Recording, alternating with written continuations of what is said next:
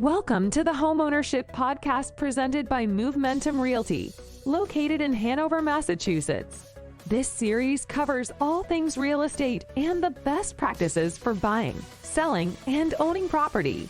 Now here is your host, Sean Maloney. Welcome to episode 228.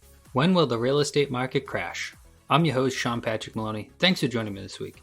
This week I'm going to talk about one of the questions that's been pressing in the market. So many people talk about trying to time the market, trying to sell the house perfectly, trying to buy the house perfectly, and trying to be on top of when is the market crash coming and how can I save myself from it. So today I'm going to break it down a little bit. We're going to talk about all of it, try to make it make sense to you and have a full understanding. So one of the first things I want to say is the truth is absolutely nobody knows exactly when a market is going to crash. So many people have been speculating for so long. Remember when they said higher interest rates are going to lead to a market crash?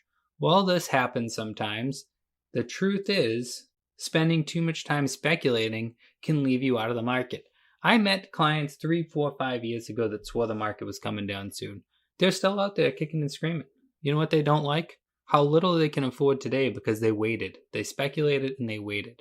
The market crash, while it could be coming, folks, because higher interest rates are here, people are feeling the expenses of inflation, people are feeling the different expenses of life, but the truth is we've gone through another revolution, right, where people are wealthier than ever, some of us, and some of us are not as wealthy as ever. The working class going out there mowing lawns, doing plumbing, all these different things, some of these people are bringing in huge amounts of money because people are not willing to work physical labor, all the while other ones are not doing so hot. Same with tech jobs. Some tech people doing amazing, making tons of money. Other ones completely jobless as we go through these job cuts. What we're finding is people with diverse skills are being more successful in this new marketplace and they're more in demand. Workers that are willing to work hard, put themselves out there and take on new roles seem to be doing well, while other people are really ailing and failing and trying to figure out exactly what to do, which means that still we move on with high prices. And one of the current market drivers that's holding prices up is the idea that most people currently do not want to sell. That's because we went down to interest rates of 2 and 3% at times, which means most people have refinanced their home to that low interest rate. Which what that means is if they were to now do a new purchase, they would purchase at maybe 6 or 7%, maybe even more interest rate as compared to the 2 or 3. So even if they bought an equal quality home or even possibly a lesser quality home, because maybe it's an older person looking to do a cash out and rebuy, and now their nest egg has simply dissolved into monthly payments. Their monthly payment's going to go up. Their quality of life is going to go down. This doesn't often happen. So what we're seeing is not many sellers want to sell because they're saying, okay, well, I'm actually at this house cheaper than I could be in other places. Why would I get rid of it? Whereas when the market is normalized, interest rates stay around the same price, people buy and sell based on the idea of I don't like this spot, I want to be in that spot. It really, really narrows everything down when people have the liking of prices over everything else, which is a reality because affordability comes into it, right?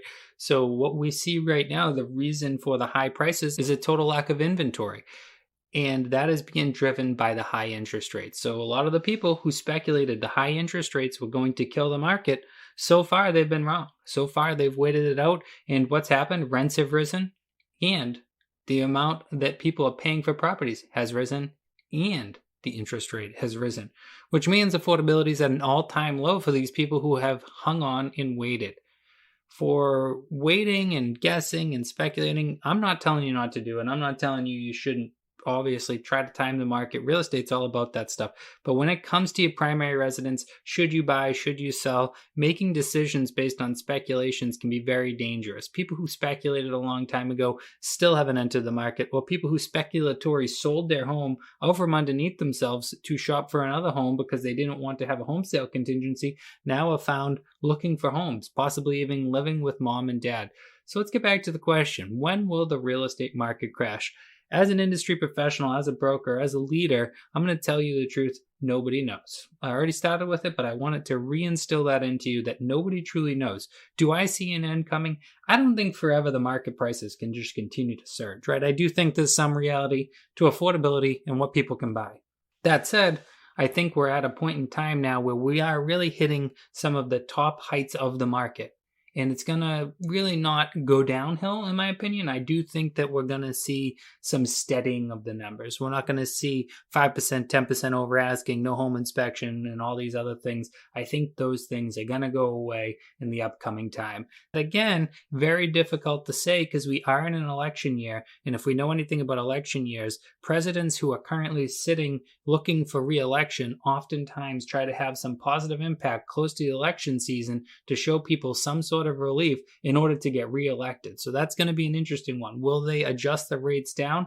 Lots of people are speculating that they were going to, yet we saw the opposite reaction, right? We have credit cards at all-time highs. We have cars at all-time highs. Now we have house loans at all-time highs. So the American public is struggling out there. They are trying to figure it out, and there are lots of people doing the same, but we still see these wealthy buyers out there. So guys, my thoughts for the next few months here, at least in the next 2 or 3 months, is a continued climb of prices and no crash in sight currently for Massachusetts. Sorry to break the bad news to you that are sitting out there, and sorry to bring the bad news to the ones who are thinking to themselves, I'm going to continue speculating. I don't think you should speculate. I think you should reach out to a professional, look at your individual market, look at what you're looking to buy, and make decisions based on what works best for you. Guys, if you're looking for an agent that can help with all this, reach out to Movementum Realty. We can set you up with one of our Move Mentors because we look at our agents as more than just salespeople. We look at them as both a mentor and a guide in the buying, selling, and owning process.